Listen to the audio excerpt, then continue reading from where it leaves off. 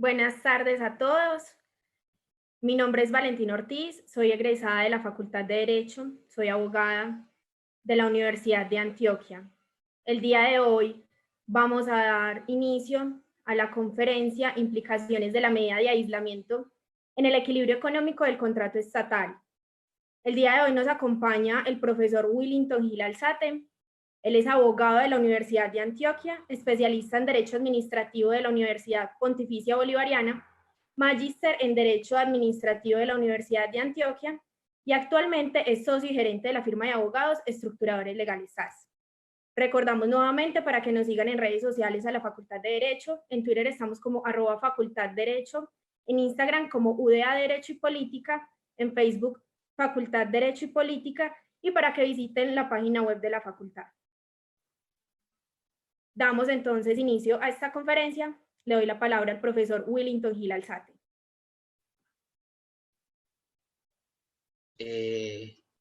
Como Valentina lo anuncia, mi nombre es Willington Gil Alzate, soy abogado de la Universidad de Antioquia, especialista en Derecho Administrativo de la Universidad de Antioquia y de la Universidad Pontificia Bolivariana, y magíster en Derecho de la Universidad de Antioquia. Actualmente ejerzo como independiente. Tengo una oficina que se dedica a los asuntos públicos, especialmente en materia de contratación estatal y del régimen público de asociaciones público-privadas. Soy docente universitario a nivel de pregrado y posgrado en varias universidades de la ciudad y me dispongo con ustedes a exponer, acorde al título de la presentación de la presente intervención, el tema de los efectos jurídicos que se pueden generar con ocasión de los actos que se han expedido en razón al fenómeno de la pandemia o la emergencia sanitaria que se está generando por el virus o el fenómeno biológico del coronavirus 19 o COVID-19.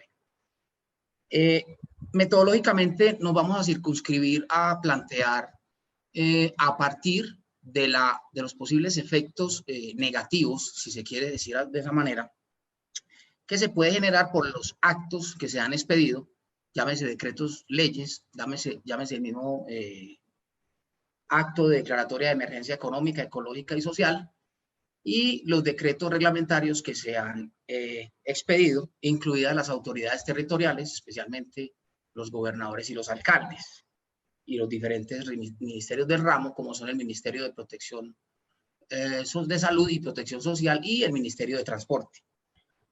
Nosotros vamos a plantear, a partir de lo que significa el concepto de daño antijurídico, desde un fundamento constitucional, de lo que nuestra jurisprudencia ha entendido sobre el alcance en materia contractual del daño antijurídico. Vamos a hablar del fundamento legal que tiene la llamada teoría del equilibrio económico del contrato, sus diferentes clasificaciones, como la jurisprudencia lo ha tenido. Vamos a tomar un poco lo que significa el régimen de imprevisión o de revisión de contrato a la luz de los regímenes excepcionales de contratación, porque no se trata solamente de plantear estas hipótesis de los posibles efectos negativos de esta normatividad frente a las entidades que son sujetas del Estatuto General de Contratación, sino también revisar un poco qué ocurre con los efectos jurídicos a la luz de lo que nuestra jurisprudencia ha planteado respecto del artículo 868 del Código de Comercio, que digamos es el sustento desde el punto de vista legal de lo que conocemos hoy como teoría de imprevisión, allá en ese estatuto comercial, sujeto a las condiciones de revisión contractual con ocasión o sobreviniencia de la mayor onerosidad en la ejecución del contrato por situaciones ajenas a la voluntad de las partes.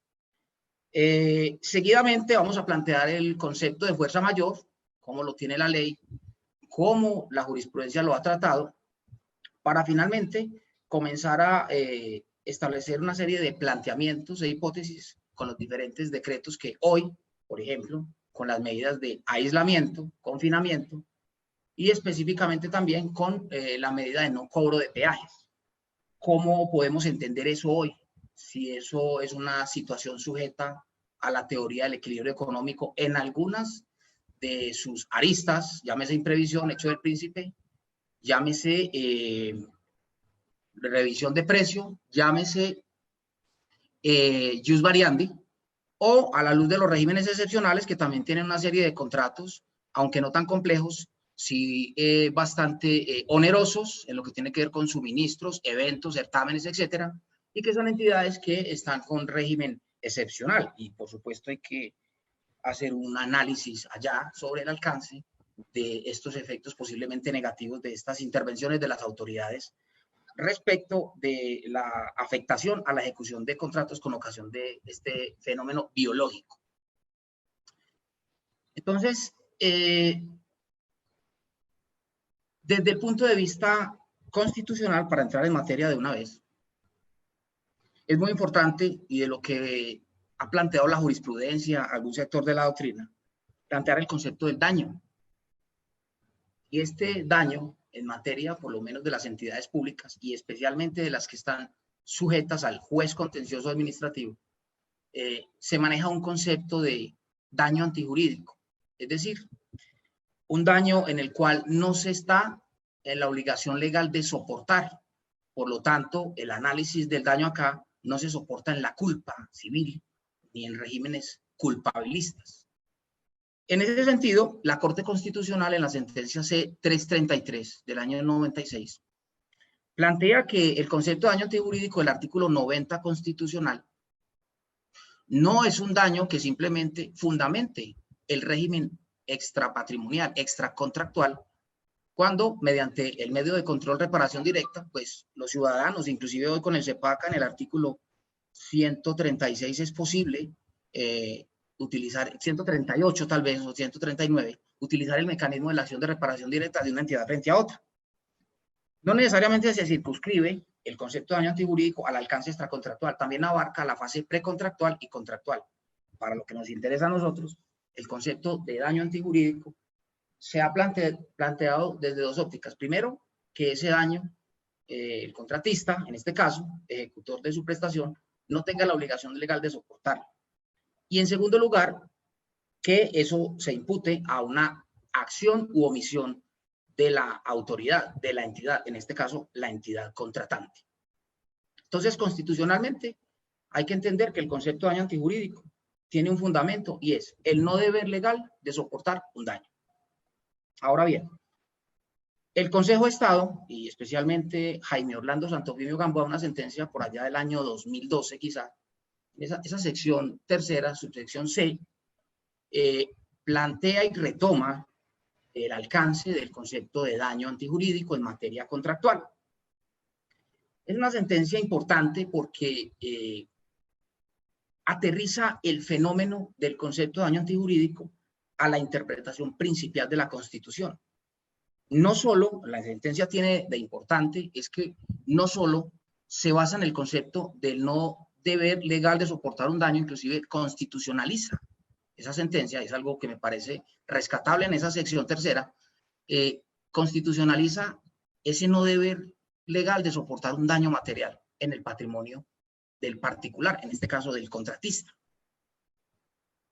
Y plantea que no solo el principio de equidad, que es un criterio auxiliar pues en la Constitución, en el 230 quizás, donde los jueces pueden, digamos, poner a punto de no pérdida a sus contratistas cuando se trata de desequilibrio, o de indemnizar cuando se trata de incumplimiento contractual, que más adelante explicaremos que son dos fenómenos completamente diferentes, para que nos ubiquemos un poco en el mapa. Compensar para poner a punto de no pérdida en la teoría del desequilibrio es diferente a indemnizar para restablecer el daño antijurídico ocasionado con ocasión de un incumplimiento contractual de la entidad, ¿cierto? Para que nos ubiquemos, vamos mirando, dentro de los diferentes decretos que se han expedido en el tema del aislamiento, en el tema del no cobro de los recursos de peaje para los concesionarios, si eso es incumplimiento, si es causal de fuerza mayor, o encuadra en alguna de las situaciones de la teoría del equilibrio económico del contrato. En este caso, entonces, Santofimio Gamboa lo que plantea es que el concepto de daño antijurídico se sustenta no solo en la equidad, no solo en el simple deber legal de no soportar daño, se soporta también en lo que un Estado social de derecho como en la Constitución colombiana está establecido, en el deber de solidaridad, en el respeto al principio de la buena fe, en la ejecución de los contratos y fundamentalmente en la protección o indemnidad del patrimonio de los particulares, cuyo deber legal no es soportar una disminución o un desmedro en su patrimonio. También rescata ese fallo el fundamento de el deber de colaboración que tienen los particulares contratistas que ejecutan un contrato. Más que un simple contratista, plantea Santo Domingo Gamboa, más que una filosofía liberal o utilitarista, ese contratista es un colaborador. Ese contratista hace parte de la administración en tanto se requiere que se logre la realización del interés general, que se logre la prestación del servicio en condiciones de regularidad, universalidad y, por supuesto, hacer eficiente los recursos públicos. De allí entonces que ese colaborador, pues en razón a la ejecución de ese contrato, pues merezca mínimamente no solo recuperar la inversión de lo que tiene allá en la ejecución del contrato, sino ese derecho a utilidad o ganancia. Utilidad o ganancia que no se puede ver disminuida en razón del actuar antijurídico de la administración y que, bajo ciertos conceptos, es esa solidaridad la que sustenta esa posibilidad de proteger ese patrimonio. Advierto de entrada, y esto que quede como una nota al pie, no todos los casos, como lo plantearemos adelante, de equilibrio económico del contrato, cuando por razones ajenas a la voluntad de las partes se desequilibra, reconocen el derecho a la utilidad o ganancia. Más adelante vamos a explicar esa consecuencia, y lo advierto acá porque en términos generales lo hablé, en términos de que el patrimonio debe quedar indemne, el patrimonio del contratista debe quedar indemne, desde el punto de vista constitucional, a la luz de lo que implica los efectos y alcances del daño antijurídico. Desde el punto de vista, legal, en Colombia existen, por decirlo de alguna manera, dos regímenes que soportan el fundamento de mantener el equilibrio en los contratos estatales. Y en eso nuestra jurisprudencia ha hecho las distinciones. Hay copiosa jurisprudencia, me atrevería a decir que reiterada, sobre las causales que generan el punto de desequilibrio en el contrato estatal y el fundamento legal que tiene, versus el fundamento legal y las causas que generan el desequilibrio económico en el contrato en las entidades que tienen régimen excepcional y que, por supuesto, como lo dicen 2 o 3 sentencias quizás del Consejo de Estado, no aplican las reglas del Estatuto General de Contratación, sino las reglas del artículo 868 del Código de Comercio. Entonces, primer punto, desde el punto de vista legal, la teoría o ecuación económica o financiera del contrato tiene un fundamento a la luz del Estatuto General de Contratación en los artículos 4º, 5º, 8º, 27 y 28 de la Ley 80. En los artículos 4º, 5º y 8º, en algunos numerales, se establecen los derechos y deberes de los contratistas del Estado como colaboradores. En eso, pues, digamos, coadyuvo con el profesor Santofimio y con algunos tratadistas clásicos como Mariano, como Gastón Gis y como los hermanos Masú y Tun, que plantean que ellos son los colaboradores. En tanto, hay unos deberes y unos derechos. Lo mismo le acarrea a la entidad estatal contratante. Tiene unos deberes y derechos. Y dentro de esos deberes y derechos se establece que cuando haya lugar a situaciones extraordinarias, imprevisibles, que puedan generar desequilibrio económico en la ejecución del contrato, por razones no imputables a la parte que lo alega, que desmejoren las condiciones económicas inicialmente pactadas en el contrato, hay lugar a revisar ese contrato, hay lugar a restablecer previos acuerdos entre la entidad y el contratista, y en esto rescatan la autonomía de la voluntad, previo acuerdo, para poder establecer cuál es la variable que de manera extraordinaria y sobreviniente pone en punto de pérdida el contrato o genera un posible incumplimiento contractual por parte de la entidad estatal. Entonces, desde el punto de vista del Estatuto General de Contratación, especialmente el artículo 27 de la Ley 80, regula lo que tiene que ver con el fundamento legal de los reconocimientos a que haya lugar a título de compensación en las variables de la teoría del equilibrio económico del contrato o lo que se establece por indemnización ante los incumplimientos contractuales en que pueda incurrir la entidad estatal con ocasión de la ejecución del contrato estatal.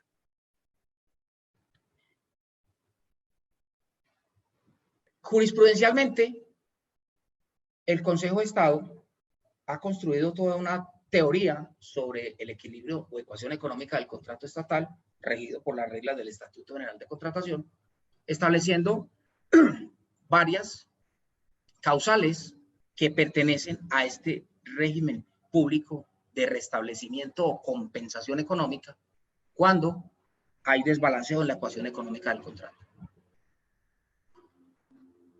Entonces la doctrina allí, el Consejo de Estado inclusive, establece que en razonados grandes factores se puede generar el punto de pérdida o de desequilibrio económico en la ejecución del contrato.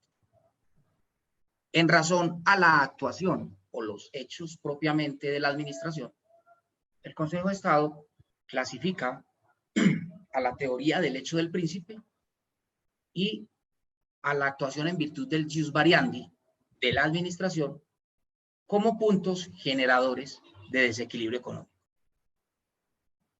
En razón a causales exógenas o alias administrativos o de la naturaleza que pueden generar el punto de pérdida, la jurisprudencia del Consejo de Estado en eso es uniforme y ha planteado que estamos al frente de la teoría de la imprevisión.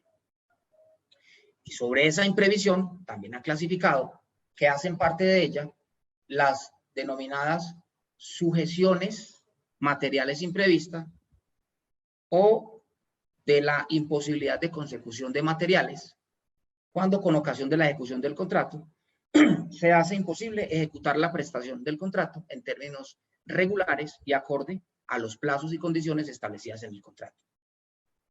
Una segunda variable en esa teoría de la imprevisión está en la revisión del precio, especialmente en los contratos estipulados con precios unitarios, donde hay lugar a revisar el contrato en razón a situaciones de mercado que sobrevienen y que ponen en punto de pérdida al contratista. Y una tercera arista que ha salido es el concepto de la fuerza mayor. Fuerza mayor que tiene una regulación en el Código Civil, artículo 64, cuya artículo primero de la ley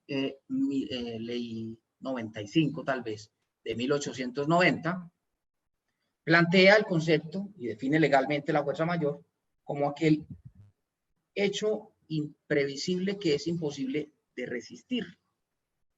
Y al respecto, la doctrina y la jurisprudencia han elaborado una serie de elementos y requisitos que tratan de explicar y estructurar dicha institución. Respecto del régimen excepcional, también la teoría y doctrina ha creado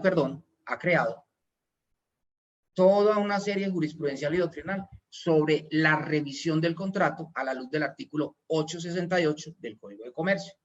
La Corte Suprema de Justicia tiene copiosa jurisprudencia al respecto y hay una jurisprudencia en especial en la cual vamos a mencionar más adelante cuando nos adentremos en el Código de Comercio, en lo que implica la teoría de la imprevisión regulada bajo la revisión del artículo 868.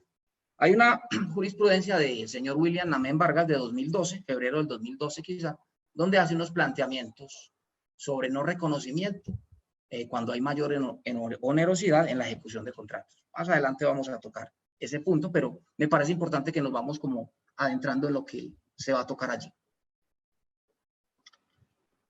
Y también hay que distinguir, por supuesto, y la jurisprudencia en eso considero es reiterada y ya más pacífica, sobre que no obstante el incumplimiento de la entidad estatal ponga en punto de pérdida al contratista y quizás pueda llegar a ser imposible la ejecución del contrato, en que esta institución del incumplimiento es diferente, completamente diferente a la institución del equilibrio económico del contrato. Tiene tratamientos diferentes, efectos jurídicos diferentes y alcances diferentes, como lo vamos a plantear en adelante.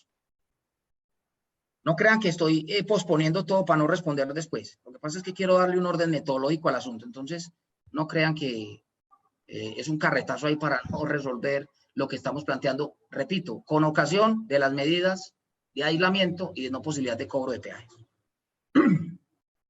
Perdón, pero he tenido un poco de afección en la garganta, entonces por eso me escuchan de pronto toser tanto. No es coronavirus en todo caso, no se preocupe. En lo que tiene que ver con la institución del equilibrio económico del contrato, cuando de la actuación o hecho de la administración se trata, el Consejo de Estado ha distinguido entre el hecho del príncipe y el jus variandi.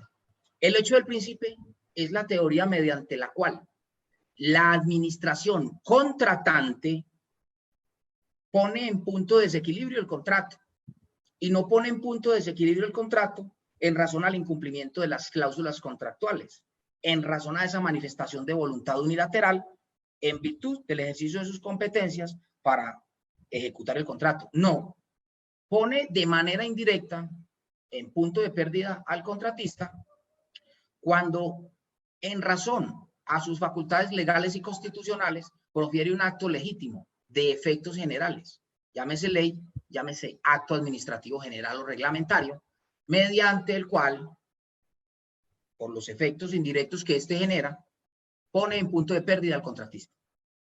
Dice el Consejo de Estado allí entonces que estamos ante la teoría del hecho del príncipe, y ese príncipe lo es no solo porque es la parte contratante en esa relación con el contratista o cocontratista o colaborador, sino que además esa entidad cumple unos deberes legales y constitucionales, y en virtud del desarrollo de esas funciones, pues de manera indirecta pone en punto de desigualdad, de desequilibrio, esa relación contractual desde el punto de vista económico.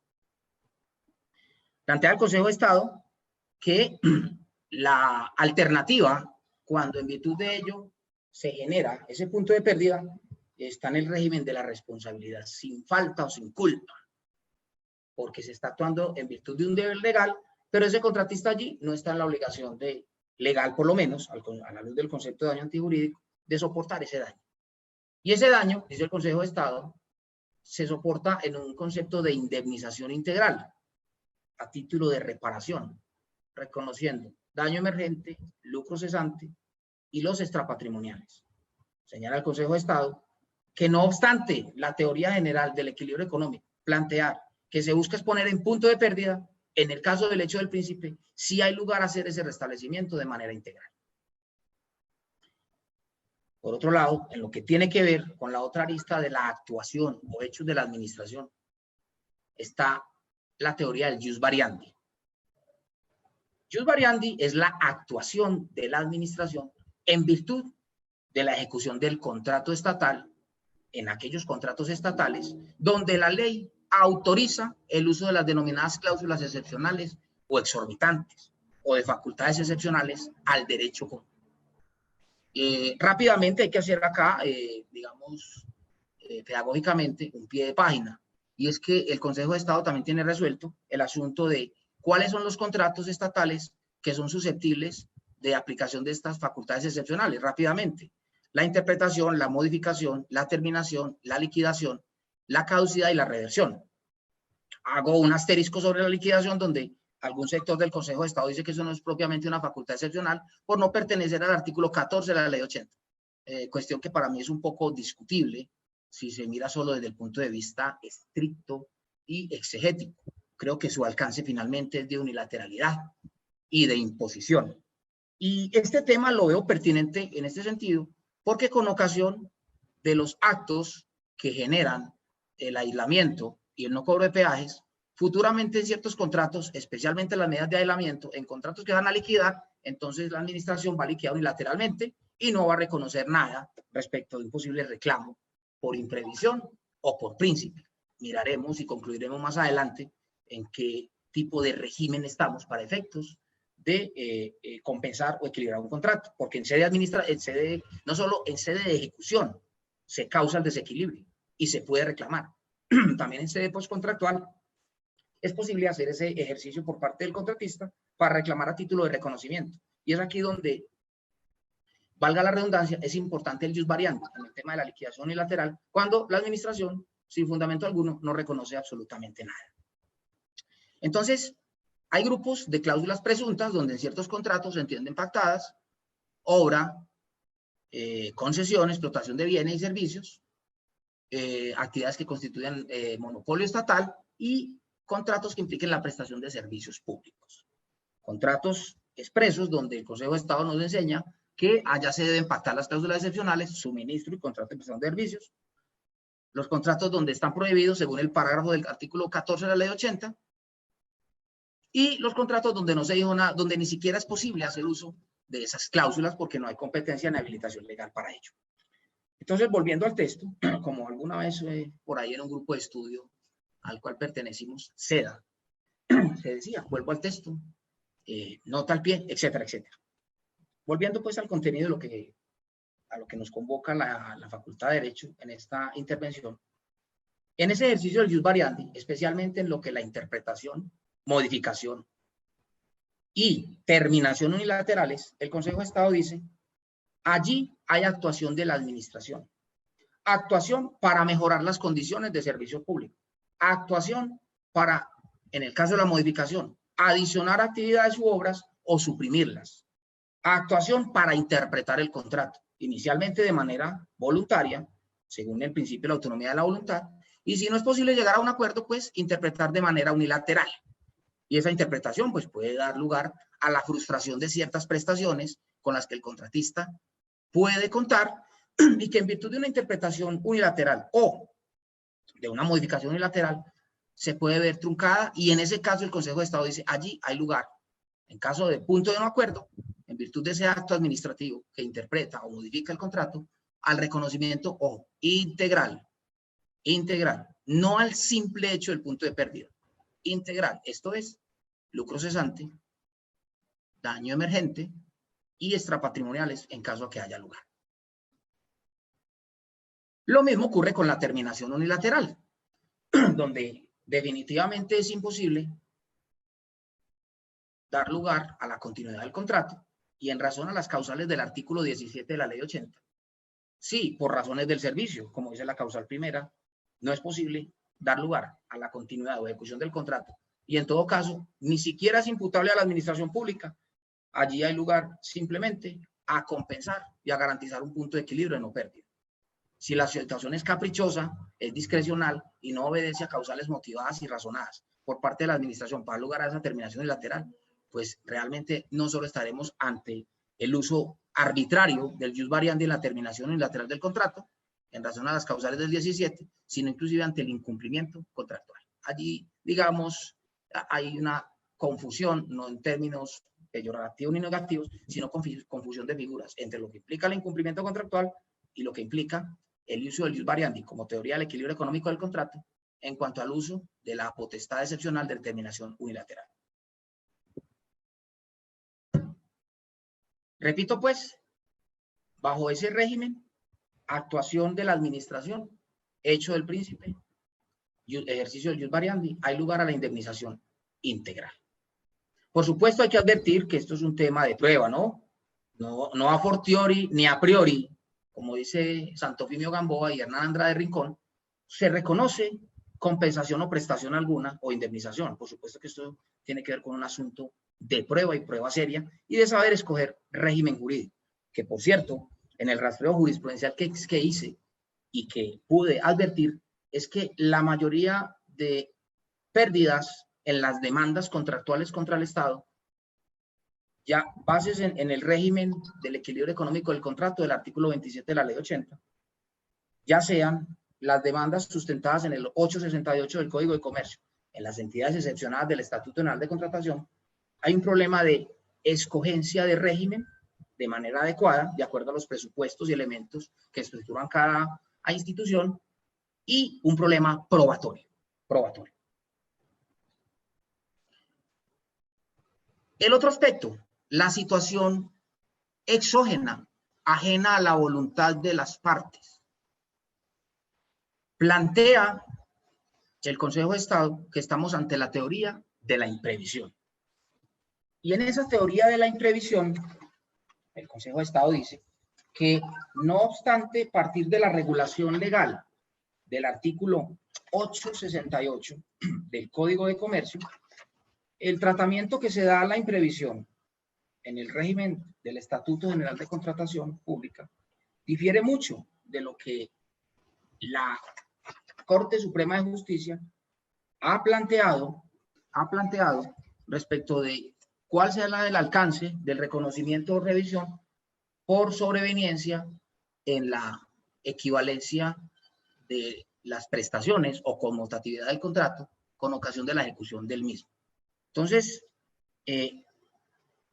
la imprevisión no tiene regulación en el Estatuto General de Contratación, pero sí tiene regulación en el derecho privado, en el Código de Comercio, pero el Consejo de Estado se lo ha traído como fundamento normativo para establecer toda una reiteración jurisprudencial sobre los alcances y efectos que la imprevisión tiene en materia del Estatuto General de Contratación. Entonces, esa imprevisión tiene las aristas de las sujeciones materiales imprevistas y la revisión del precio, básicamente, como aspectos o componentes de esa situación sobreviniente, imprevisible y en todo caso exógena a la regulación de la voluntad de las partes en el contrato. Entonces, dice el Consejo de Estado que lo que caracteriza a la imprevisión son varios aspectos a partir de la lectura del artículo 868 y que me permito leer porque, digamos, muy objetivos. El artículo 868 del Código de Comercio plantea revisión del contrato por circunstancias extraordinarias. Cuando circunstancias extraordinarias, imprevistas o imprevisibles, posteriores a la celebración de un contrato de ejecución sucesiva, periódica o diferida, alteren o agraven la prestación del futuro cumplimiento o a cargo de una de las partes, en grado tal que le resulte excesivamente onerosa, podrá ésta pedir su revisión. El juez procederá a examinar las circunstancias que hayan alterado las bases del contrato y ordenará, si ello es posible, los reajustes que la entidad indique. En caso contrario, el juez decretará la terminación del contrato. Esta regla no se aplicará a los contratos aleatorios ni a los de ejecución instantánea. Entonces, según esta norma transcrita, el Consejo de Estado ha sacado y ha elaborado una serie de elementos estructurantes para construir todo lo que ha sido la teoría de la imprevisión y la forma como ésta puede, digamos, encuadrarse como régimen dentro de la imprevisión o causa exógena o extraordinaria en el desequilibrio económico para que ese contratista pueda reclamar. Está diciendo lo siguiente: recae sobre contratos bilaterales o conmutativos y de ejecución sucesiva. ¿Esto qué significa? Bilaterales, por supuesto, dos partes. Conmutativo significa que hay equivalencia de prestaciones. Yo presto un servicio a cambio de un precio. Y de ejecución sucesiva o trato sucesivo significa que se alargue en el tiempo. La norma en este sentido distingue en que solo este efecto de la imprevisión o revisión recae en los contratos de trato sucesivo, más no en los de ejecución instantánea y aleatorios. Cosa por lo menos algo discutible en lo que tiene que ver en los de ejecución instantánea, porque esa ejecución instantánea no es un simple entregar y recibir. Esa ejecución instantánea tiene unos momentos, no obstante el plazo sea ejecución instantánea, tiene, digamos, unas circunstancias que se amplían en el transcurso del tiempo para que esa prestación quede bien recibida. Entonces yo creo que ahí esa ejecución instantánea, cuando se restringe la imprevisión como aplicabilidad a esa clase de contratos, creo que es bastante discutible y valdría la pena replantearlo, sobre todo que hay contratos estatales donde no obstante un suministro sea instantáneo, los puntos de pérdida o desequilibrio, inclusive no obstante una matriz de riesgos previsibles, pueda prever desde el punto de vista del impacto, de la probabilidad de su ocurrencia, la materialización de uno de ellos. Hay cosas que desde el punto de vista razonable se salen de las manos de la voluntad de las partes y en ese sentido creo que en un contrato de esa naturaleza es posible pensar en una imprevisión o revisión de esa clase de contrato. Pero hoy no se reconoce por ese concepto esta imprevisión. Que se presenten circunstancias extraordinarias, imprevistas o imprevisibles. Que esas circunstancias extraordinarias o imprevisibles agraven la prestación a cargo de una de las partes afectadas. Que el acontecimiento, como lo hemos planteado, sea ajeno a las partes. En consecuencia, se debe cumplir con todos los requisitos y exigencias para dar cabalidad al cumplimiento de la teoría de la imprevisión. ¿Qué significa esto? Consejo de Estado ha planteado que la imprevisión es una manifestación de una situación que pone en punto de pérdida la ejecución del contrato, por lo menos la ejecución económica, que no es imputable a la parte que se ve afectada. La imprevisión no es un actuar de la administración contratante, es una situación que sobreviene que inclusive afecta a la parte contratante, diferente del príncipe, donde el príncipe a la vez es contratante y a la vez es autoridad. Acá la administración o el Estado se comporta como autoridad general y en virtud de su actuar legítimo, de su actuar constitucional, de manera indirecta afecta a todas las relaciones contractuales dentro del Estado. Y esa afectación de manera general a los contratos del Estado encuadran en esta teoría, porque esa afectación no es solo, repito, para el colaborador, para el particular, es inclusive para la entidad estatal contratante. Caso en el cual el concepto de indemnización, a la luz del concepto del daño antijurídico, se trasluce en una compensación, en un restablecimiento del punto de pérdida que se acredite con ocasión de la ejecución del contrato. Entonces, situación muy diferente a lo que el Consejo de Estado reconoce cuando se logra acreditar que el punto de pérdida o desequilibrio se genera por príncipe, caso en el cual, ya sea por la actuación legítima, constitucional, en virtud de un acto general, ley o decreto reglamentario o decreto ley, ya sea en uso del jus variandi, acá no se reconoce una indemnización integral en la teoría de la imprevisión. Hay una simple compensación para restablecer el punto de pérdida. Y, naturalmente, a diferencia de la actuación de la administración y especialmente en el ejercicio del jus variandi, donde es posible que la ejecución del contrato se ponga en un estado tal que prácticamente no se pueda ejecutar el contrato, se frustre la ejecución integral de todo el contrato y consecuentemente haya lugar a la terminación anormal, especialmente en lo que tiene que ver con la modificación del contrato en forma unilateral o en la terminación unilateral. Acá en la imprevisión no significa la terminación del contrato o el incumplimiento de la prestación. La imprevisión lo que va a generar es mayor onerosidad en la ejecución del contrato por las situaciones sobrevinientes que allí se generan. Lo mismo ocurre para los efectos de las llamadas sujeciones materiales imprevistas.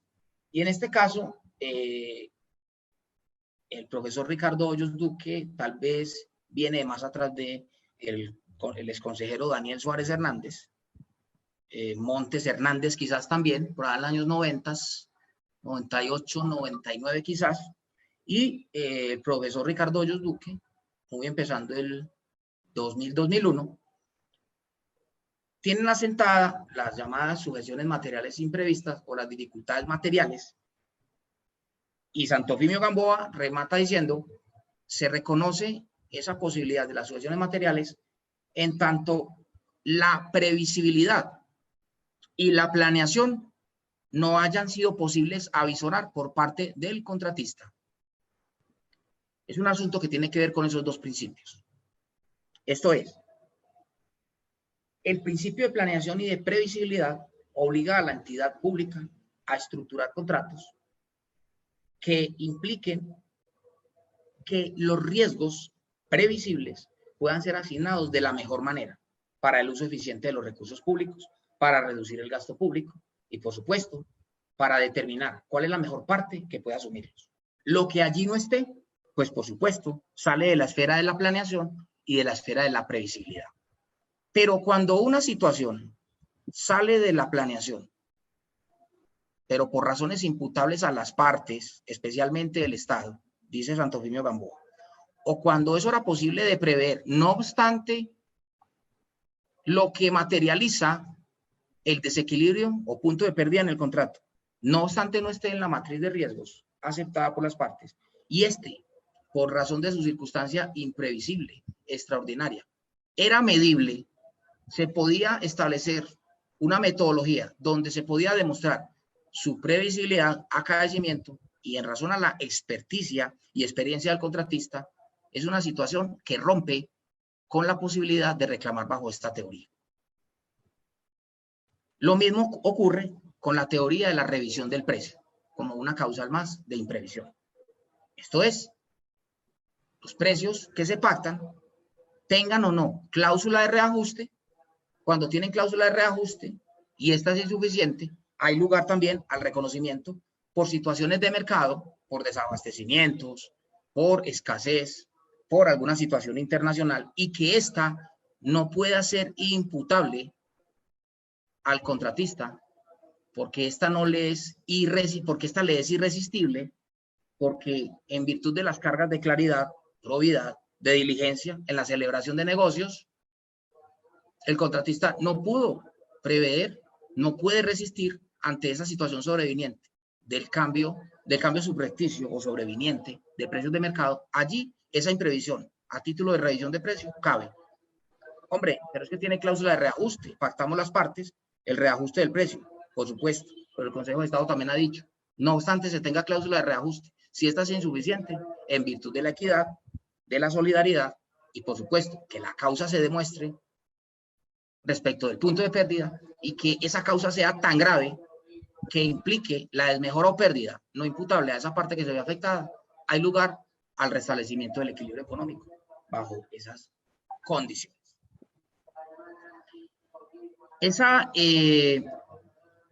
imprevisión es analizada de manera, digamos, amplia en la jurisprudencia del Consejo de Estado. En el Consejo de Estado se ha analizado la imprevisión bajo los principios que habíamos planteado, la solidaridad, el concepto de daño antijurídico, la equidad, la igualdad ante las cargas públicas, a veces una responsabilidad sin culpa, sin falta, en el caso del hecho del príncipe, a veces por una situación exógena no imputable a las partes, pero que en lugar a reconocer, tiene tratamiento diferente en las entidades que están sujetas al régimen excepcional. 2, 3 sentencias del Consejo de Estado, y las que más rememoro son una sentencia de la exconsejera Rudestela Correa del año 2012 y una de pronto más reciente del año pasado, tal vez mayo del 2019, de Carlos Alberto Zambrano. Ambas sentencias reiteran lo que otras, por allá al principio del 2000, planteaban sobre el fundamento de la teoría de la imprevisión en el Código de Comercio. Y esas sentencias lo que plantean es que cuando se trata de entidades con régimen excepcional, no se puede aplicar como fundamento de esa imprevisión el artículo 27 de la Ley 80. Allá dicen que en estricto sentido se aplican los preceptos y fundamentos del artículo 868 del Código de Comercio.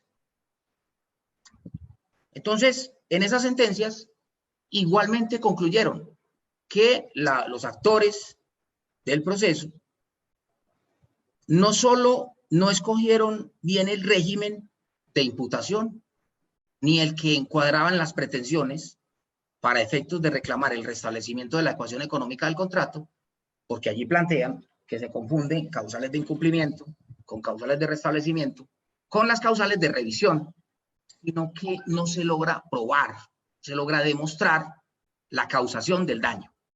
En este sentido, Santofimio Gamboa, al cual retoman este par de sentencias que estoy referenciando, dicen que el daño debe ser cierto, debe ser presente o futuro, determinado y determinable, y se debe demostrar además no solo esa excesiva onerosidad que perjudique el equilibrio del contrato, sino que además ese daño debe ser antijurídico. Situación que al parecer de lo que uno lee en la sentencia no logra acreditarse por la parte actora de ese proceso. Son los casos de Telecafé, los casos, otro es de Ecopetrol y el otro asunto es de Fonale. Dos son contratos de obra y el otro es un contrato de publicidad y comerciales de televisión, donde ciertos riesgos no se pudieron explicar y por lo tanto eso concluyeron. Entonces, lo que se dice en el régimen excepcional es que nos vamos a las reglas del derecho privado, a la autonomía de la voluntad, a lo que el Código Civil plantea y por supuesto a lo que reza el Código de Comercio. Infortunadamente, en esos fallos se abstienen de ahondar en los alcances, efectos y criterios para determinar cómo se entiende la imprevisión en el régimen excepcional. Cuando digo infortunadamente, lo digo es porque ellos dicen, no aplica imprevisión del Estatuto General de Contratación, aplica la imprevisión a la luz de la teoría de la revisión del Código de Comercio. Pero finalmente terminan todos concluyendo, pero como no se logró acreditar ni probar el daño, como no se escogió bien el régimen jurídico, pues nos abstenemos de pronunciarnos. Y como esto es una justicia ordinaria, no, esto es una justicia rogada, pues no hubo lugar a un pronunciamiento de fondo sobre algo que quiero exponer con ustedes en esta intervención. Y es el concepto de restablecimiento económico del equilibrio del contrato a la luz del artículo 868 desde la lectura de la jurisdicción ordinaria y más exactamente de la Corte Suprema de Justicia. Resulta que esa revisión por imprevisión, la justicia ordinaria, la Corte Suprema de Justicia, en un fallo del magistrado William Namén Vargas de febrero del 2012, y me permito leer una parte del extracto de esa sentencia, porque considero delicado una posición en ese sentido, y porque si bien en el derecho privado hay controversias especialmente doctrinales y de algunos jueces sobre ese entendimiento, es lo que la Corte Suprema hoy en casación avaló como tal. Avaló como tal y entonces en materia de las relaciones del derecho privado entre particulares, pues esa es la tesis. Me permito entonces leer la tesis del magistrado. Dice del artículo 868.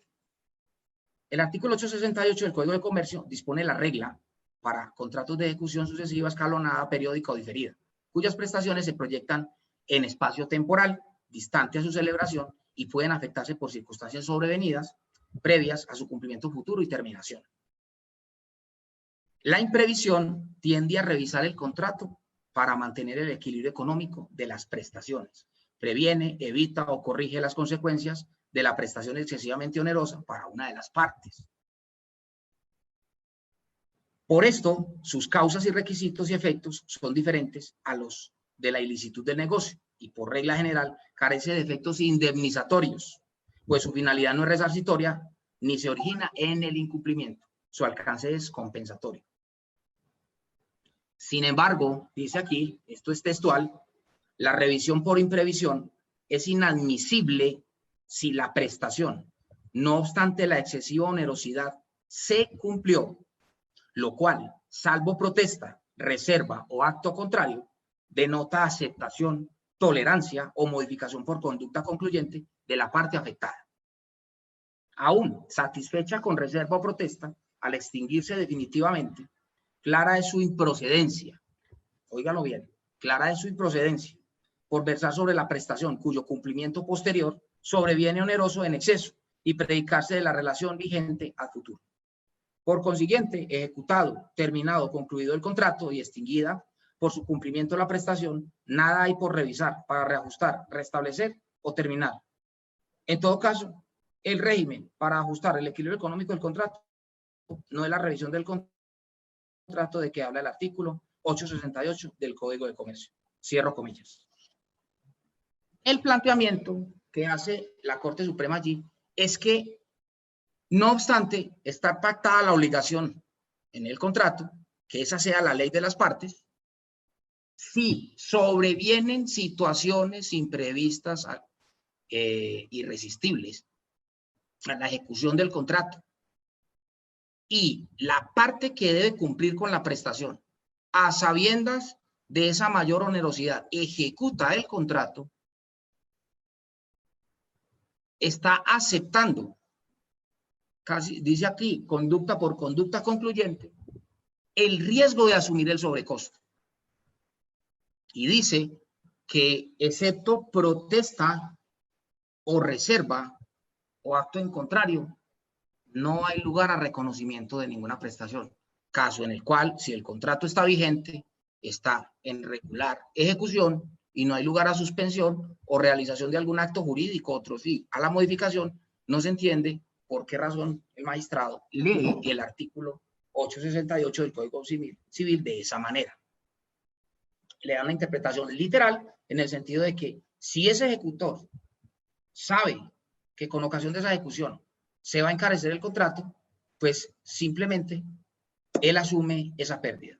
Situación que desde mi criterio no es admisible, por lo menos en el derecho privado, porque eso no obedece a las reglas de equidad, que es un criterio auxiliar de la justicia, y la equidad ordena e indica otras cosas, cuando sin responsabilidad o conducta imputable de incumplimiento o de negligencia de ese ejecutor, yo simplemente voy a dar un entendimiento de que él debe asumir esa carga de sobrecosto porque él está cumpliendo la ley de las partes, está ejecutando un contrato.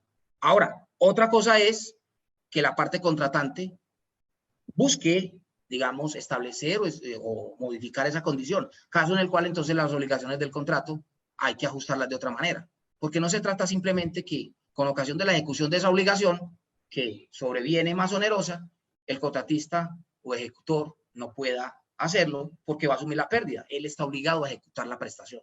Y si sobreviene una mayor onerosidad y no hay lugar a alegar la fuerza mayor, en los términos que más adelante lo vamos a plantear, o un hecho imprevisto que le permita ejecutar la prestación, pero con mayor costo, no hay lugar a entender que esa ejecución, casi que de manera, como lo entiende el magistrado, de aceptación de conducta concluyente de ese ejecutor, pues asuma ese costo. Creo que no va con la equidad de eso, y en esto hablo del derecho privado. Pero me interesa sobre todo hacer crítica a ese fallo en lo que tiene que ver con las entidades de régimen excepcional, que yo creo que allí sí va a haber todo un reto para nuestra jurisprudencia del Consejo de Estado, para cómo, en un caso donde sí prospere esa revisión, le va a dar alcance a dicho entendimiento en el derecho privado. Entonces, las entidades que no aplican reglas del Estatuto General de Contratación tienen reglas de juego, por supuesto, respetando los principios de la función administrativa y del control fiscal, etcétera, dado que allí hay también ejecución de recursos públicos. Por más régimen excepcional que hayan esas entidades excepcionadas, esas entidades, por más autonomía de la voluntad, libertad contractual e igualdad de las partes, esas entidades también tienen unas cargas. Y en esas entidades, no solo en razón a su naturaleza, entidad pública, sino en razón a un criterio material, ejecución de recursos públicos. Allí estamos hablando también de un contrato estatal.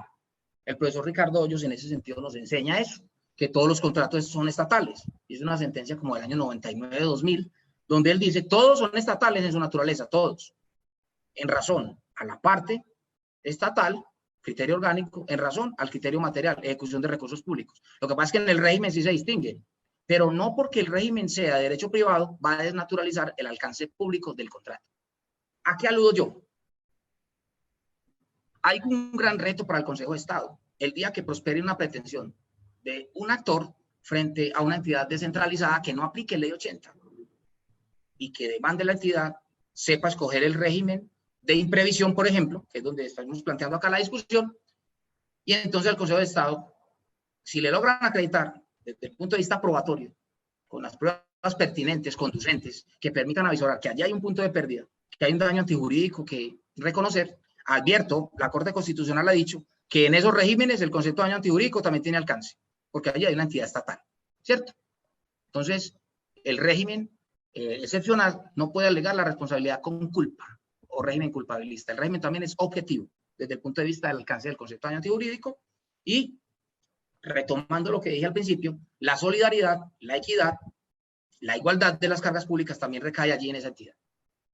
Va a haber todo un reto jurisprudencial el día que llegue al Consejo de Estado, o quizás para un tribunal o un juez administrativo, en una entidad con régimen excepcional que tiene control judicial por el juez contencioso administrativo.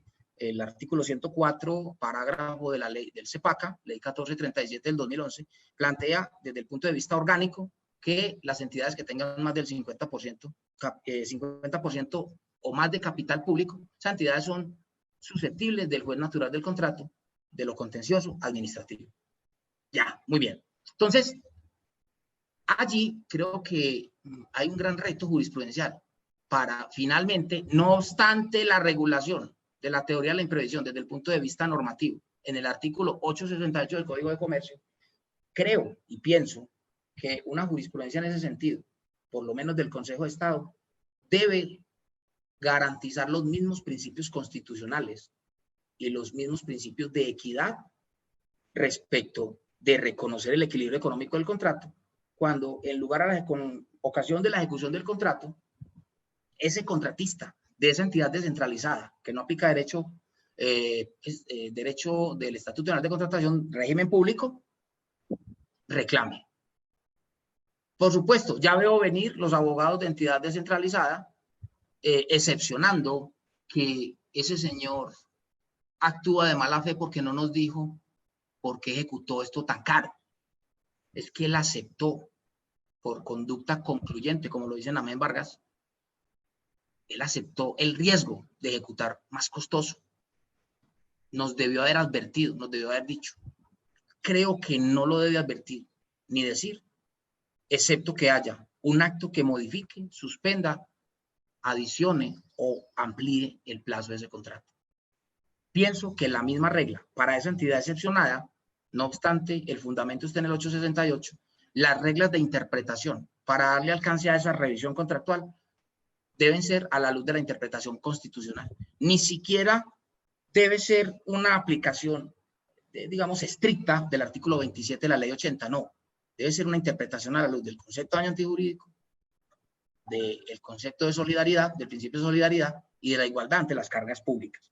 Y creo que ese criterio, repito, que plantea la Corte Suprema, debe desestimarse porque es un criterio bastante exegético, restrictivo, advirtiendo que yo considero que estas instituciones que buscan reparar, restablecer o indemnizar no son un seguro estatal con el patrimonio público para los contratistas, no. Creo que son reglas de justicia, paridad, y que merecen reconocer en ese colaborador cuando hay lugar a ello, cuando se demuestra, se comprueba con pruebas conducentes que hay un daño, en los términos de que sea cierto, determinable, que en efecto sea antijurídico, a la luz de estas reglas principales, que debe dársele alcance a la revisión en el régimen excepcional, cuando por imprevisión, por ejemplo, o por príncipe, se desbalancea la ecuación del contrato.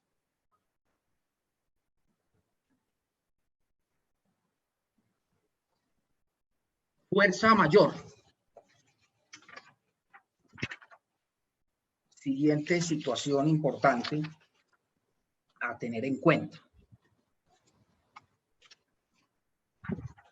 Se ha planteado mucho por estas épocas de pánico y pandemias, de sustos, de confinamientos y cosas de esas, y de no poder cobrar un peso en los peajes, de si estamos ante la fuerza mayor en materia contractual.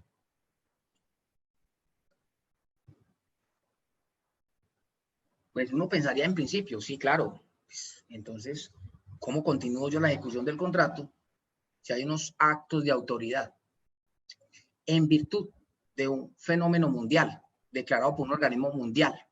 Un fenómeno mundial que en mi criterio no proviene propiamente de la naturaleza, sino que es un hecho biológico,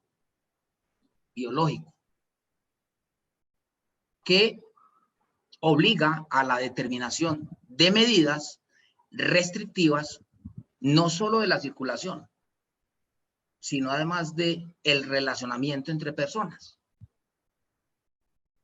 Y esas medidas que se han adoptado, en este caso, por el gobierno nacional en virtud de sus competencias, han generado unos efectos jurídicos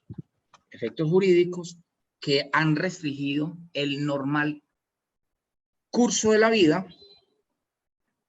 han sobrevenido tal vez a la previsibilidad de que una situación de estas pudiera llegar a generar inclusive los efectos tan drásticos y negativos en la misma economía mundial. Y en este caso del contrato estatal. Entonces, el fenómeno de la fuerza mayor, desde el punto de vista normativo, dice el artículo primero de la ley 95 de 1890, el cual subroga el artículo 64 del Código Civil. Esa fuerza mayor es el imprevisto a que no es posible resistir. Y la norma ejemplifica como un naufragio, un terremoto, el apresamiento de enemigos. Y ojo con esto, los actos de autoridad ejercidos por funcionario público. Es el imprevisto a que no es posible resistir, y entre los ejemplos que cita la norma, los actos de autoridad ejercidos por funcionario público. En este sentido, hay un concepto muy importante de la Sala de Consulta y Servicio Civil del Consejo de Estado, Germán Bula Escobar, y ese concepto es del año 2016, de julio del 2016, a petición del Ministerio de Defensa, cuando con ocasión de la consulta se habló de cuáles son las causas que generan la suspensión de contratos y cuál es el alcance del concepto fuerza mayor. Advierto que después de auscultar ese concepto, también revisé un fallo que, aunque no propiamente en materia contractual, fue de sala plena de la magistrada María Adriana Marín con respecto al caso de la pérdida de investidura del amigo Santrich, Saucias Pausias Hernández. No sé si dije el nombre bien, yo griego no sé, ¿cierto? O yo ya no sé si es griego, en fin.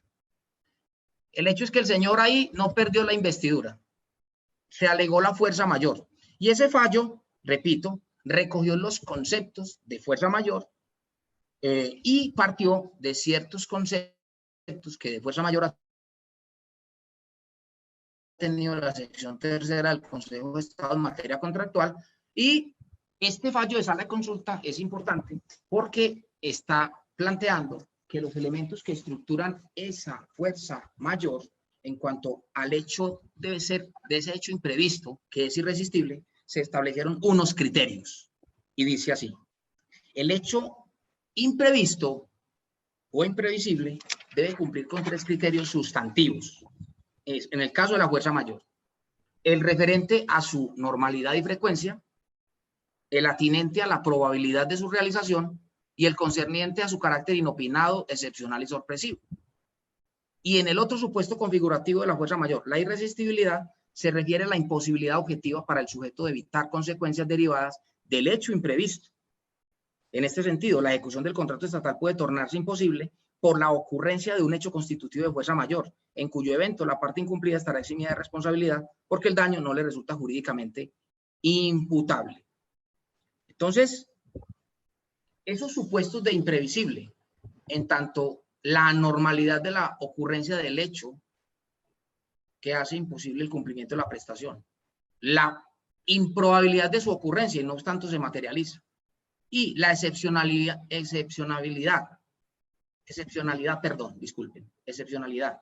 y lo sorpresivo de la ocurrencia de ese hecho, más la irresistibilidad, esto es, la imposibilidad de eludir el hecho, no obstante la diligencia del contratista, hacen constituir el concepto de fuerza mayor. ¿Cuáles son los efectos jurídicos de esta institución? Primero, se constituye en causal eximente del cumplimiento de la obligación y da lugar, por regla general, a la extinción de la obligación. O sea, en materia civil y comercial, extingue la obligación, exonera de responsabilidad y no hay lugar a reconocimiento, compensación o indemnización alguna, porque es un hecho ajeno a las partes y sobreviene con ocasión de la ejecución del contrato. Consecuentemente, el contratista acá puede relevarse de su carga de cumplir con dicha prestación cuando estas hipótesis de fuerza mayor se constituyen. Algunos tratadistas, a propósito de la fuerza mayor como causal de desequilibrio económico del contrato, tratan de hacer una distinción respecto de su diferenciación con la teoría de la imprevisión, porque guardan características similares. Entonces, en ese sentido, Ricardo Hoyos y este señor consejero del año pasado, Carlos Alberto Zambrano, se basan en los mismos autores para plantear que por regla general las dos figuras son iguales, pero que tienen dos grandes y esenciales diferencias. Cuando se hablan de las semejanzas, hablan de la imprevisibilidad, de lo extraordinario y excepcional de su ocurrencia, de la no posibilidad de resistir al cumplimiento de esa obligación, al incumplimiento de esa obligación, porque es un hecho que escapa a la voluntad de las partes y por más medios diligentes en términos de cargas contractuales, no es posible cumplir con la prestación. En eso guardan semejanza, pero plantean que dos grandes diferencias establecen la distinción fundamental en las instituciones. La primera tiene que ver con respecto al cumplimiento de la obligación. Cuando se trata de un asunto de fuerza mayor en materia contractual, la fuerza mayor por regla general extingue las obligaciones del contrato, da lugar a la terminación del contrato, constituye, evento eximente de responsabilidad. Mientras que la imprevisión, cuando con ocasión de la ejecución del contrato sobreviene esa situación comprobada, imprevista, imprevisible, excepcional, extraordinaria, y que agrava esa situación económica de ese contrato estatal, entonces lo que sobreviene es el cumplimiento de la obligación. No hay lugar a establecer como causal cuando sobreviene la imprevisión. Así la entidad no haga el reconocimiento. Cuando la solicitud o reclamación se haga en sede de ejecución contractual, en sede de liquidación del contrato. Especialmente en la ejecución, que es donde, digamos, hay que garantizar la permanencia en la ejecución de las prestaciones. Así sobrevenga una situación más onerosa, el contratista está obligado a cumplir. Por supuesto, con ese derecho de reclamar para ese restablecimiento por esa mayor onerosidad en las condiciones e hipótesis que plantea nuestra jurisprudencia en materia probatoria y, por supuesto, de demostrar los elementos estructurantes que allí se configuran. O sea, en la imprevisión no se extingue la obligación, mientras que en la fuerza mayor sí. Otra gran diferencia es desde el punto de vista indemnizatorio o de reconocimiento económico. La causal o configuración de fuerza mayor no genera ninguna indemnización ni compensación.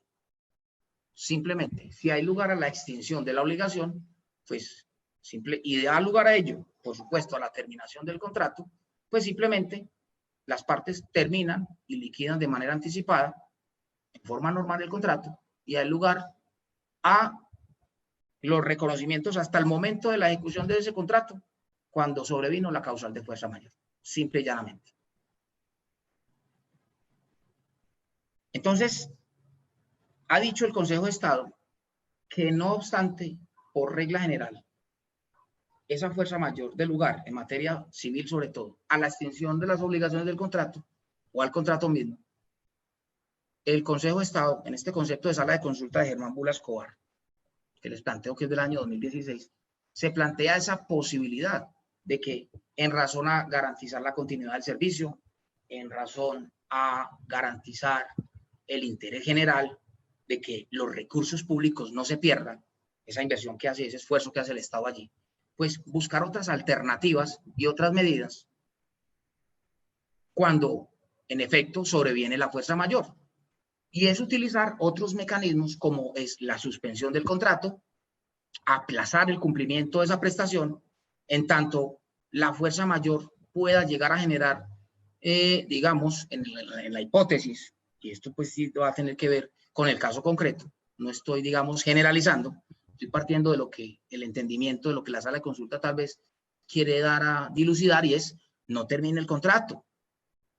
no termine la prestación, no obstante se configure esa hipótesis, pues hombre, suspendamos el contrato, ampliemos el plazo o adicionemos, pero en todo caso, no en desmedro del interés general que ha allí inmiscuido en la ejecución del contrato. Entonces, digamos que hay el Consejo de Estado y ese concepto se basa en las sentencias de finales de los 90, donde también se argumenta exactamente lo mismo. Que, aunque por regla general la fuerza mayor dé lugar a la terminación del contrato o al cumplimiento de la obligación, pues hay lugar a, si el caso hipotético específico permite esa posibilidad, entonces el contrato puede dar lugar a la suspensión.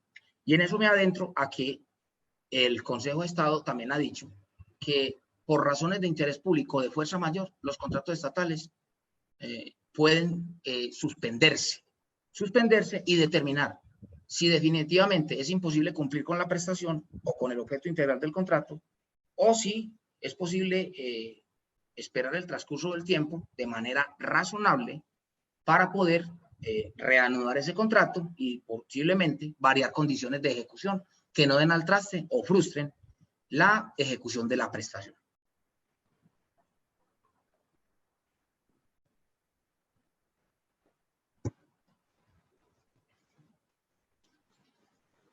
Otro aspecto importante, a propósito de las medidas que sobrevinieron al aislamiento del confinamiento y el no cobro de peajes, es el hecho del incumplimiento contractual. Figura jurídica que el Consejo de Estado distinguió respecto de las causales de desequilibrio económico, en tanto imprevisión, hecho del príncipe, jus variandi, revisión del precio o sujeción material imprevista. Si bien el incumplimiento contractual es un comportamiento antijurídico, en este caso, de la entidad estatal que tiene como obligación cumplirle a su colaborador y que con ello se puede generar un desbalanceo económico, una mayor onerosidad tal vez por los incumplimientos y retrasos. Fíjense si usted, por ejemplo, en el tema de gestión predial en los contratos de concesión y en los de obra, cuando ciertas obligaciones en materia de gestión predial, en materia de ciertas autorizaciones, licenciamientos o de ciertas prestaciones que quedan a cargo de la entidad y sin las cuales es imposible ejecutar el contrato de manera por lo menos continua y regular, hay lugar allí a entender no una actuación de la administración como príncipe, mucho menos una actuación dentro de las facultades excepcionales del jus variandi, y desde luego no es una situación exógena, ajena a la voluntad de las partes, y en este caso de la entidad estatal. Estamos hablando allí del incumplimiento contractual, de la violación de la ley de las partes por parte de la entidad. Con ello, el Consejo de Estado desmarca esa confusión que inicialmente hubo respecto de incumplimiento y desequilibrio eran similares. No, tienen efectos y consecuencias jurídicas completamente diferentes. La causal de desequilibrio económico del contrato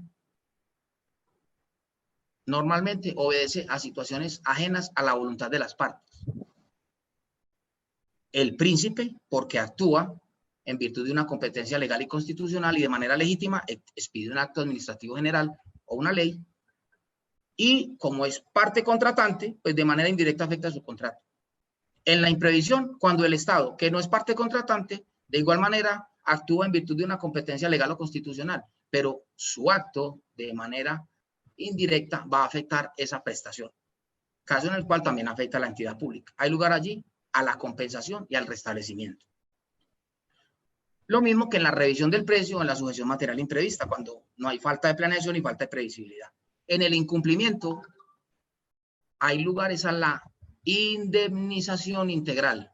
En eso se parece un poco al hecho del príncipe, pero en este caso más por una razón de incumplimiento contractual, por negligencia, por no respetar la ley de las partes, o como se dice coloquialmente, por no honrar las obligaciones a que se comprometió. En ese caso hay lugares a la materialización de un incumplimiento contractual en la ejecución de las prestaciones del contrato, caso en el cual las pretensiones y los hechos, y por supuesto las pruebas, tienen que apuntar a la demostración de ese incumplimiento, de esa responsabilidad contractual.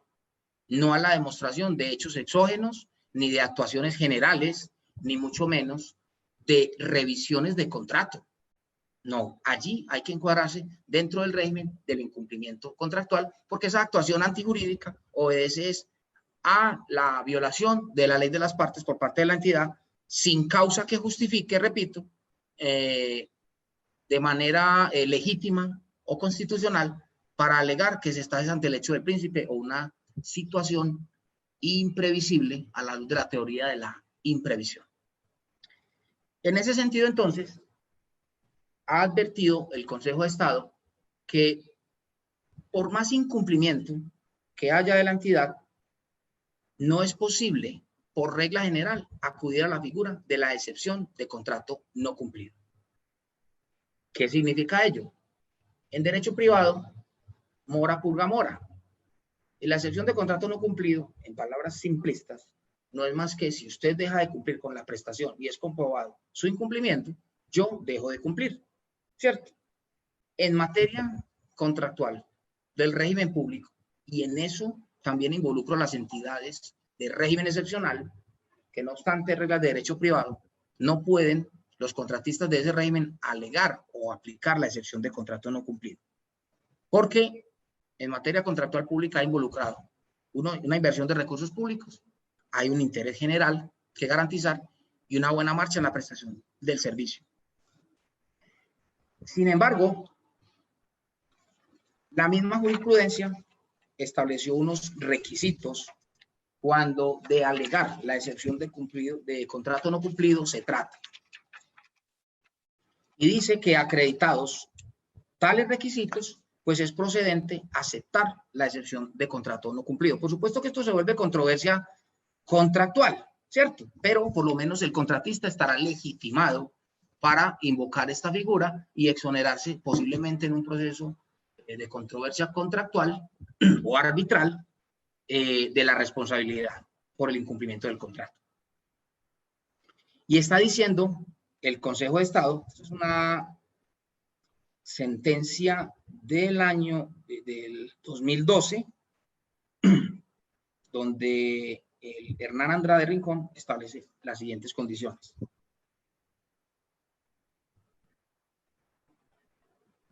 Tal como lo evidencia el pronunciamiento reiterado de esta sección, la naturaleza misma de los contratos de derecho público y por el interés general que se encuentra envuelto en los mismos, a cuya satisfacción se enderezan tales vínculos contractuales, la aplicación de la figura de la excepción de contrato no cumplido en los contratos estatales, se encuentra relativizada y condicionada a los siguientes requisitos o elementos. Primero, la existencia de un contrato bilateral o sinalagmático, esto es, fuente de obligaciones recíprocas correspondientes o correlativas, lo cual implica que una de las partes se obliga a su prestación a cambio de la prestación que la otra parte le debe satisfacer. Te doy para que me des. 2. El no cumplimiento actual de las obligaciones a cargo de las partes contratantes. 3. Que el incumplimiento de la administración sea grave, de entidad y gran significación, por manera que genere una razonable imposibilidad de cumplir por parte del contratista. 4. Que ese incumplimiento pueda identificarse como fuente o causa del incumplimiento ante el cual se opone y que ha de justificarse por la configuración de aquel. 5. El cumplimiento de sus demás obligaciones por parte de quien lo invoca, o al menos la decisión seria y cierta de cumplirlas mediante el allanamiento correspondiente. Se dice, termino ya planteando en el Consejo de Estado, que la naturaleza transitoria de la excepción de contrato no cumplido no elimina la posibilidad de continuar con la ejecución del contrato, excepto que estas causales, todas de manera integral, se configuren. Comprobada esos elementos estructurantes del incumplimiento de la administración, hay lugar a alegar la excepción de contrato no cumplido. Figura excepcional. Finalmente, es importante plantear la figura que el Consejo de Estado viene reconociendo en lo que a reclamaciones sobre contratos estatales, cuando de modificaciones, prórrogas, adiciones, supresión o adición de actividades o de suspensiones de contratos se trata. El Consejo de Estado ha advertido que Dentro del régimen de salvedades hay que establecer de manera clara y precisa los posibles sobrecostos, los posibles desequilibrios no imputables por parte de la administración al contratista pueden acaecer con ocasión de ese cambio de condiciones cuando media esos actos jurídicos. Repito, otro sí, contrato adicional, suspensión del contrato, reanudación desde luego, o reinicio, como lo llaman otras entidades, o cuando hay lugar a la adición de recursos o a la prórroga en plazo. En este caso, el Consejo de Estado, para alegar de manera posterior un desequilibrio económico del contrato, hay que advertir a la entidad que con ocasión de esas condiciones que modifican ese objeto inicial, hay que advertir dónde puede generarse ese sobrecosto. ¿Qué significa esto?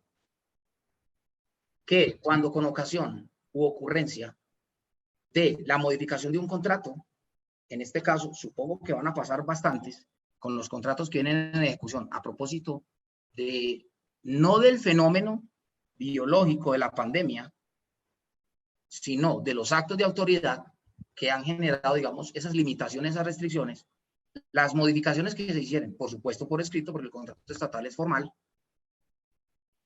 se debe advertir por parte del contratista de esos posibles sobrecostos que se puedan generar con ocasión de esas nuevas condiciones o de esas modificaciones que se generaron.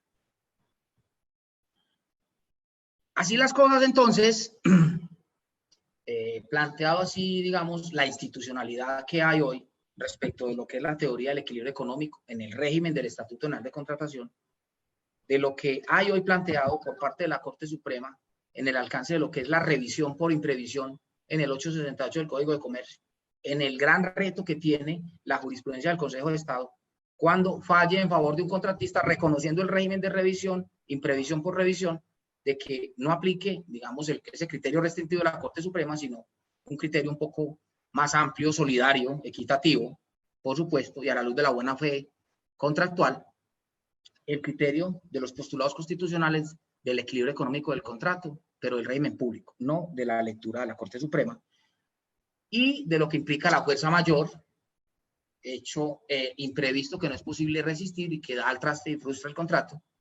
La pregunta que hay que resolver es, bueno, y entonces, a la luz de las medidas de aislamiento, como el título de esta intervención lo dice, ¿cómo va a afectar el equilibrio económico del contrato? Entonces, considero que los diferentes actos administrativos, reglamentarios, la misma declaratoria de emergencia económica social, los decretos legislativos que se han desprendido de esa declaratoria y la medida de emergencia económica en la resolución del Ministerio de Salud y Protección Social, nos deben indicar es que el caso concreto, el caso a caso, como lo plantean algunos expositores que ya he tenido la oportunidad de escuchar, no solo en Bogotá, sino aquí en Antioquia, es que cada caso concreto va a arrojar la condición fáctica para encuadrar cuál va a ser el régimen jurídico sobre el cual va a recaer el posible punto de desequilibrio económico de los contratos que se van afectados con ocasión de del fenómeno que está ocurriendo. Advierto que lo que se han expedido son puros actos de autoridad, pero que esos actos de autoridad no necesariamente, en mi criterio, van a generar la posible alegación de la fuerza mayor, que en virtud de las medidas de aislamiento, de restricción de la circulación y del contacto físico y de la imposibilidad de cobro de peajes, no necesariamente nos van a llevar a la fuerza mayor, es decir, a la imposibilidad de ejecutar la prestación del contrato. Tal vez, y pienso en mi criterio, que estamos más ante la teoría de la imprevisión respecto de las medidas restrictivas que, en primer lugar, el gobierno nacional, en virtud de sus facultades, estableció respecto del aislamiento, respecto del no cobro de peajes. Después de esas medidas, se comenzaron a levantar, quizás después del 8 o 10 de abril, ciertas restricciones, las llamadas excepciones para circular. Inicialmente era para las personas que tenían que ver con el fenómeno de la pandemia, el personal de salud, el tema del abastecimiento de medicamentos y de alimentos. Se comenzó a ampliar la excepción a la apertura de ejecución de obras públicas, ¿cierto? Y en ese sentido, entonces, se comenzaron a establecer cómo y de qué manera se iba a regresar. En ese sentido, creo que el análisis debe redundar alrededor de en qué medida esos actos de autoridad impactan la ecuación económica de los contratos que venían sobre la marcha, ejecutando de manera regular las prestaciones. Recordemos que los contratos estatales, no solo el de concesión, que es de los complejos, o el de obra, sino que hay suministros, hay insumos que se tenían que garantizar en forma continua y permanente, y por las medidas de confinamiento, repito, medidas que si bien tienen fundamento en un fenómeno mundial biológico, finalmente se plasman en cuanto al mecanismo que restringe la posibilidad de ejecutar, en este caso el contrato estatal de manera continua y regular, se fundamenta en el acto de autoridad. Acto de autoridad que estableció unas restricciones. Se puede plantear, hombre, pero es que mire que se fue levantando la medida, ya se mandó mucha gente a trabajar. No, no, porque también hay otra serie de aspectos negativos que han impactado los contratos. El solo cierre de almacenes, de insumos y suministros afectan la cadena de abastecimiento del contratista de obra, del concesionario. El no poder cobrar peajes, no obstante el recaudo, por ejemplo, en las APP de iniciativa privada o de iniciativa pública, que no se puedan cobrar, eso implica que eso no llega al patrimonio autónomo como recaudo para el pago de la retribución a futuro. Eso va a tener un impacto. No obstante ese recaudo, para las que están en funcionamiento, en operación, esa falta de recaudo va a generar un impacto económico en el contrato. Y eso no puede ser visto como una causal de fuerza mayor, porque igual la concesión, pues, tiene que seguir ejecutando. Ahora, hay que hacer un planteamiento, y es, ¿cuánto va a durar estas medidas restrictivas en el cobro de peaje o en estas limitaciones que hay restrictivas de garantizar y prestar insumos? Yo pienso que el tema del no cobro de peaje no va a ser una medida con vocación en el tiempo. Yo pienso que eso no va a dar lugar para que un contrato de concesión se deba terminar en forma normal o frustre esa obligación. Pero sí creo que va a generar un gran impacto en la ecuación económica del contrato, en el ingreso mínimo esperado, que en ese caso, en las concesiones de primera generación, aquí aclaro, esas tienen allá un seguro con cargo a los recursos del Estado. Si no se logra el recaudo, pues se echa mano de ese recurso, de ese mecanismo de garantía, y se le pide a la administración, vea, administración, aquí se está generando un desequilibrio porque yo no puedo cobrar peajes. La infraestructura la tengo que mantener porque es que la están usando. ¿Quiénes? Los personajes que están excepcionados y que pueden transitar por esas vías. Cuando yo pueda volver a cobrar, ya mis obras de mantenimiento se van a encarecer. Yo perdí, con cargo a la retribución, a la inversión en la operación de mantenimiento, unos recursos. Entonces, en las concesiones de primera generación que aún están vigentes, tienen un mecanismo que se llama el ingreso mínimo garantizado. Hay que echar mano de ese recurso y ahí le tocará al Estado. Pero en las demás, donde hay un mecanismo financiero que se llama el ingreso esperado, yo creo que ahí sí va a haber que tener que ver con la imprevisión, va a haber una mayor onerosidad en la ejecución de las prestaciones allí. En los de obra va a pasar exactamente igual. Son los actos de autoridad, repito, es mi criterio, pienso yo, no es un hecho, digamos, que pueda provenir de la naturaleza. No creo que sea una fuerza mayor, excepto que el caso concreto, advierto, determine que es imposible continuar con la prestación o con la ejecución integral del contrato. Creo y planteo que no se debe cambiar la institucionalidad que hay para los reconocimientos económicos que existen. Creo que se pueden redimensionar, maximizar. Advierto que los recursos públicos no son una garantía, un seguro frente al patrimonio del particular que a sus anchas pueda reclamar. Pero tampoco se puede ir al extremo de que el contratista sea un gran perdedor en virtud de este fenómeno mundial que nos afecta a todos, a la economía, y que desde luego hay que buscar reglas de equidad, de solidaridad, por supuesto, y de paridad en cuanto al patrimonio de los colaboradores, y que eso tampoco vaya en desmedro del Estado, porque es que el Estado también es un gran perdedor acá con este fenómeno. Yo pues dejo ahí por ahora, agradezco pues este espacio y estoy como abierto a las preguntas que el público de pronto pueda hacer respecto de la postura que tengo y de lo que la institucionalidad del Consejo está en su jurisprudencia está reconociendo.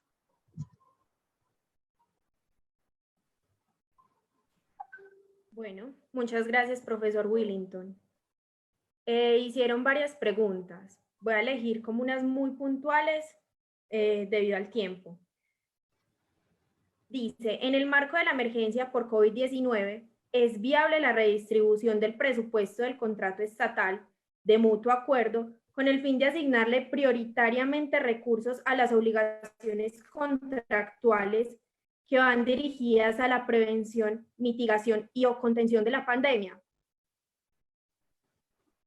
En mi criterio, las medidas que están sobreviniendo, no obstante que ya hay reanudación de actividades, obras y entrega de bienes y suministros, en tanto hay que cumplir con unos protocolos, en este caso los de bioseguridad, en tanto se demuestre en las hipótesis de la imprevisión, especialmente el grave daño a la economía del contrato, en que sea comprobable que, por supuesto, esos protocolos, ese cumplimiento de esas medidas, sobrepasen el costo en esa cadena de abastecimiento para cumplir con las condiciones del contrato.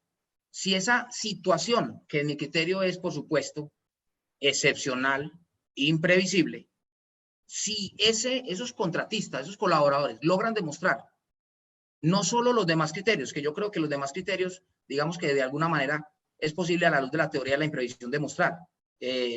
Venían en ejecución los contratos, son contratos conmutativos, son causales exógenas a las partes, pero el gran asunto, y el Consejo de Estado en eso es muy exigente, es demostrar la hipótesis del daño, de la gravedad en la ejecución del contrato para alegar punto de pérdida. Ok. Segunda pregunta. Si se mira los permisos de operación como concesiones por permiso, ¿aplicaría la responsabilidad por el hecho del príncipe, como es el caso del transporte público? Yo pienso que las medidas que generaron no solo el aislamiento, sino, y que eso en parte, esos aislamientos también reducen tráfico, sino el no cobro de peajes. Yo creo que en este caso la ANI, el departamento que también tiene concesiones, o los departamentos para hablar en términos más generales, y es posible que algunos municipios, ellos no son el ente contratante en términos legítimos que expidieron los decretos ley, los reglamentos que impidieron la posibilidad de cobrar peajes. Pienso que fue el gobierno nacional en uso de facultades legítimas legales, expidió un acto general, decretos legislativos, expidió reglamentos, y simplemente las autoridades del sector dieron cumplimiento en esos términos a esas medidas restrictivas y al cobro de peajes. No obstante el ministerio ser el competente o la autoridad competente para aprobar los peajes, creo que el ministerio adopta medidas sobrevinientes en virtud de unas facultades legislativas que tiene el Ejecutivo Nacional. Consecuentemente, como no es la ANI, que es, digamos, el organismo del orden nacional que por excelencia tiene las concesiones, o un departamento, si tiene la concesión, no son ellos en virtud de su actuación legítima los que actúan como príncipe, en este caso, a la luz de lo que el Consejo de Estado establece, como efecto que genera desequilibrio económico del contrato con ese régimen. Considero que es una imprevisión. Por lo tanto, hay que buscar que la ejecución de esas obligaciones, que se van a volver más onerosas, con ocasión de la imposibilidad del cobro, es buscar ese restablecimiento y o compensación. Por supuesto, a la entidad concedente, que es el reclamo que se le va a hacer por esa situación sobrevenida y que, por supuesto, se va a lograr poder demostrar ese menor recaudo, esa afectación a la caja de esa concesión, a la caja administrativamente hablando, en términos de recursos, y que no permiten la operación normal del proyecto para reclamar a título de imprevisión. Muchas gracias, profesor. Una última pregunta. Para dar reinicio o empezar un contrato que estaba firmado, ¿es obligación del contratante pagar como imprevisto el recurso humano, equipos y materiales que va a ser de estricto cumplimiento y que genera sobrecosto al contratista, o se debe cargar alegremente al AIU? Qué pena, se te entrecortó, me llegó entrecortado. ¿Me repites la pregunta, por favor? Claro que sí, profe. Para dar reinicio o empezar un contrato que estaba firmado, ¿es obligación del contratante pagar como imprevisto el recurso humano, equipos y materiales que va a ser de estricto cumplimiento y que genera sobrecosto al contratista, o se debe cargar alegremente al AIU? Mi criterio sigue siendo el mismo. Cuando estamos hablando de imprevisto dentro del factor precio, esos imprevistos ya están calculados. Y si están calculados, son carga del contratista. En mi criterio, yo considero que esa I no debe ser cargada al presupuesto del contrato. Considero que esas situaciones que en este caso sobrevienen, la implementación de las medidas de bioseguridad, las actividades que ello implica, la reducción del personal dada la distancia que hay que guardar, el tener que interrumpir en la cadena de suministros e insumos, la ejecución regular, en que hay escasez, en que los insumos se encarecen. En ese sentido, creo que todo eso es imputable a la imprevisión. Ningún contrato estatal, y lo hablo aquí de manera aventurada porque no conozco la situación del contrato, caso en el cual hay que entrar a analizar, pero a la luz de lo que en mi criterio está pasando con los actos de autoridad, es que todo eso debe ser imprevisión. Y eso sí, cabe analizar en la demostración del daño económico a esa ejecución financiera. La entidad pues tendrá que también sentarse y mirar que el contratista no vaya a meter por ahí cosillas que son de la I como factor de precio para entrarlas como la imprevisión. En eso sí hay que tener diligencia y cuidado por parte de la supervisión o la interventoría en los contratos estatales. Pero yo pienso que en virtud de todas las cargas nuevas que sobrevinieron para la ejecución de contratos, que las medidas de aislamiento que establecieron de alguna manera restricción en lo que el contratista esperaba, deben ser restablecidas a la luz de la compensación a título de recuperar el punto de pérdida con la teoría de la imprevisión. Bueno, todavía nos da tiempo para una última pregunta. En caso de realizar reducción en los costos directos o indirectos, dado que no se logra ejecutar la totalidad, ¿se debe mantener el porcentaje establecido por el contratista en la propuesta económica, o se debe reconocer la totalidad de la utilidad? Y a ello le añade, en caso en que el mismo rubro se mezclaron los gastos administrativos y la utilidad, ¿qué se puede hacer? Dado que mi postura es que lo que está pasando aquí se enmarca en las hipótesis, supuestos y elementos estructurantes de la teoría de la imprevisión, la teoría de la imprevisión no permite el reconocimiento de la pérdida de las ganancias, de las utilidades. La teoría de la imprevisión lo que busca es compensar y restablecer hasta punto de no pérdida. Por lo tanto, esas mayores ganancias, ese porcentaje de ganancias, por supuesto que por equidad, que en este caso, repito, las entidades también se ven afectadas, debe restablecerse a punto de no pérdida. Por lo tanto, el contratista también reduce. Respecto a lo que signifique utilidad y ganancia, reducción. Respecto del daño efectivo en la compensación por desequilibrio, en tanto a la pérdida generada, demostrada, por supuesto, la gravedad de la pérdida, hasta ahí llega la imprevisión. La imprevisión no tiene alcance hoy en la jurisprudencia del Consejo de Estado respecto de esos mayores costos. Ahora bien, estamos planteando que en esa cadena de abastecimiento hay que hacer un replanteamiento, dado que hay una afectación generalizada para todo el mundo. Yo no sé en qué medida el principio de solidaridad, la equidad y la garantía indemne del patrimonio del particular, con el concepto de daño antijurídico, implique que los recursos públicos del presupuesto público impliquen un endeudamiento para el Estado en reconocer inclusive la ganancia, la pérdida de la ganancia de ese contratista. Creo que es un gran reto de la jurisprudencia del Consejo de Estado y la arbitral especialmente para mirar si son capaces de maximizar esos principios. Yo creo que también hay que ser cuidadosos a la hora de restablecer, digamos, un poco más esa compensación por pérdida y hasta de pronto hacer un cambio jurisprudencial, ¿por qué no?, de compensar esa pérdida de utilidad, pero hay que tener cuidado con los recursos públicos. Bueno, muchas gracias. Si tengo una obligación con un porcentaje de cumplimiento y la misma contempla que si se pasa ese porcentaje, el contratista se le genera un incumplimiento y dada esta situación de emergencia, lo que genera que el contratista pueda pasar ese porcentaje, pueda modificar la obligación y quitar la transcripción de incumplimiento. En ejercicio, si ese es el caso, en ejercicio del jus variandi, modificación del contrato, es posible llegar a un acuerdo entre el contratista y la entidad. Modificación que puede ser adición de actividades o supresión. Y en todo caso, manteniendo indemne el patrimonio de ese contratista. Perfecto.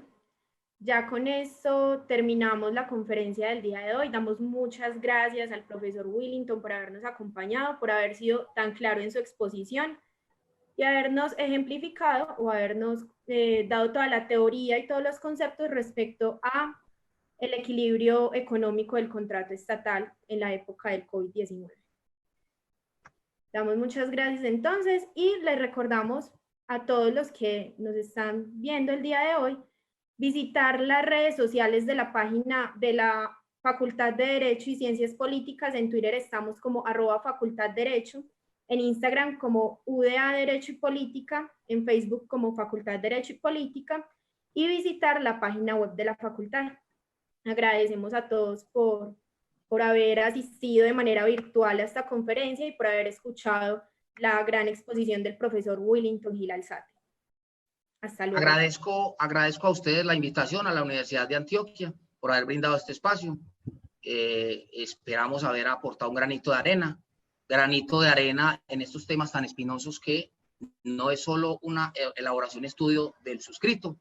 Aquí hubo apoyo no solo de la facultad, sino de la oficina donde trabajo con unos grandes colaboradores y permítanme, en una red social llamado Cacao de Contratación, donde hay unos grandes profesores de AFIT, la Universidad de Antioquia, y un aula especialmente, que hicieron bastante aporte y lograron que pudiera hoy estar con ustedes aportando un poquito de ideas respecto a esta problemática tan, digamos, difícil, no solo para los contratistas del Estado, sino en general para los ciudadanos y la economía. Muchas gracias.